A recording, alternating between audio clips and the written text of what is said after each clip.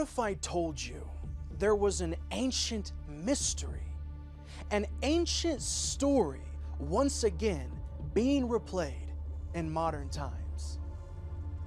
We are all familiar with the story of the Tower of Babel, a story of a pagan world coming together as a single unit, an entire society trying to achieve equality with God. And what was their method? To literally build a tower that would ascend into heaven, that would ascend into the realm of celestial beings. The craziest thought is that the very thing they were trying to do would have been achieved if God hadn't intervened. And good thing He did. God destroyed the tower and cast confusion into the people. What a crazy thing to say, that they would have achieved their goal. But I didn't say it. God did. In Genesis chapter 11, it says this: "Then they said, 'Come, let us build ourselves a city with a tower that reaches to the heavens, so that we may make a name for ourselves. Otherwise we will be scattered over the face of the earth.' But the Lord came down to see the city and the tower the people were building. And the Lord said, 'If as one people speaking the same language they have begun to do this, then nothing they plan to do will be impossible for them. Come, let us go down and confuse their language, so they will not understand each other.' The Lord, Jehovah, the God of the universe, said nothing would be impossible for them." This indicates that the very thing they had set out to do, to build a tower into heaven, would have been achieved. How? This seems impossible. How would a people group build a tower that would reach to the outer realms of the universe, thousands of light years away, into a place that we call heaven? This is ridiculous and impossible. Therefore, I would suggest another means of extending their tower into heaven. You see, many Christian intellects with doctorate degrees in theology and even molecular and particle physics would suggest that there are gateways, or for you sci-fi junkies, portals, just beyond the naked eye, placed at strategic locations around the world in which the celestial realm would enter and leave from. Take another portion of Scripture, for example. In Genesis 28, Jacob was given a vision in which we today refer to as Jacob's ladder. In this vision, he saw a stairway or ladder resting on earth, with its top reaching to heaven, and the angels of God were ascending and descending on it. There above it stood the Lord, and He said, "I am the Lord, the God of your father Abraham, and the God of Isaac." How was this possible? How was Jacob able to see heaven and earth and a stairway extending to both at the same moment? Let me give you another example.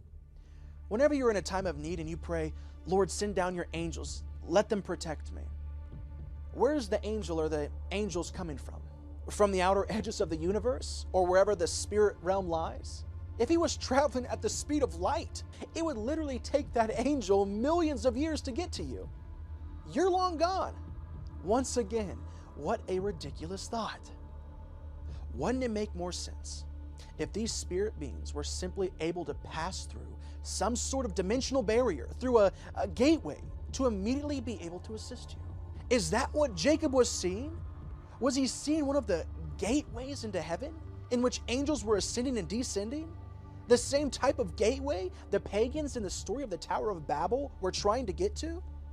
It's interesting to note what Jacob said after his encounter there with the supernatural realm. "Surely the Lord is in this place, and I wasn't even aware of it." But he was also afraid and said, "What an awesome place this is. It is none other than the house of God, the very gateway to heaven." What does all this have to do with today?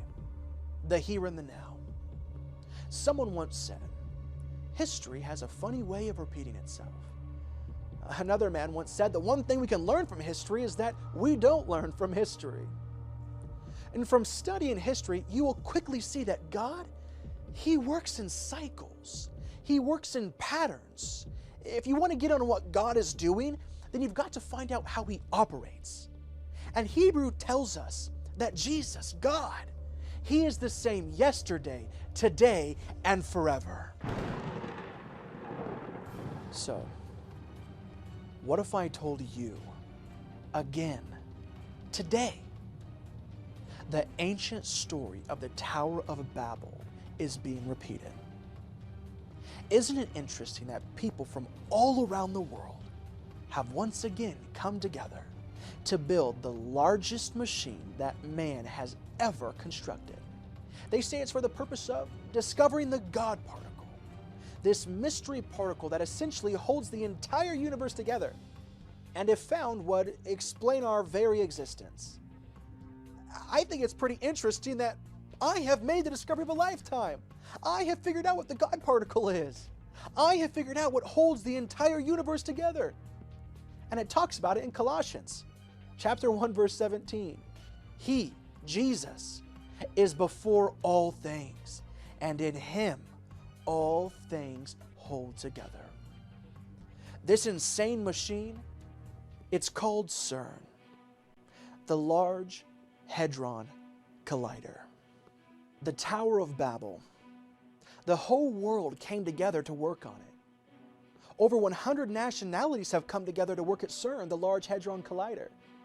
Thousands upon thousands of people, even mortal enemies of each other. Physicists from India and Pakistan are working together, from Russia and Georgia, working together. Even physicists from Iran and Israel are working together. The people at the Tower of Babel's goal was to reach a portal or a gateway into the sky, into another dimension where God dwells. Sergio Bertolucci, director for research and scientific computing at CERN, said this: the Large Hadron Collider could open a doorway to an extra dimension, and out of this door might come something, or we might send something through it. The new tower, the largest machine that man has ever created, is again trying to reach into other dimensions. Aurélien Barraud, a French particle physicist at CERN, said this: the idea of multiple universes is more than a fantastic invention and deserves to be taken seriously. The Daily Mail recently had an article that read, will the Large Hadron Collider find a parallel universe? Well, we already know that this world is but a shadow of a larger reality. The article continues by saying, Particle Smasher could become a gateway to alternate realities, say scientists. There's that word, gateway, once again. Is all this a mere coincidence? Are the startling parallels between these two stories just a matter of chance? Or are the powers of the demonic realm actively at work right now? And if this is more than just a coincidence, and history does decide to repeat itself, let's not forget how it ended for the people at the Tower of Babel, who were also trying to play God. Judgment came. Judgment came from the true and living God, the just and good God, the God that holds all things together, the God of the Bible. Judgment came and cast confusion into the people of all the earth. But what do I know? I challenge you to be like the Bereans that are spoken about in the Bible in the book of Acts chapter 17. For they received the message with great eagerness and examined the scriptures every day to see if what Paul said was true. And as a result, many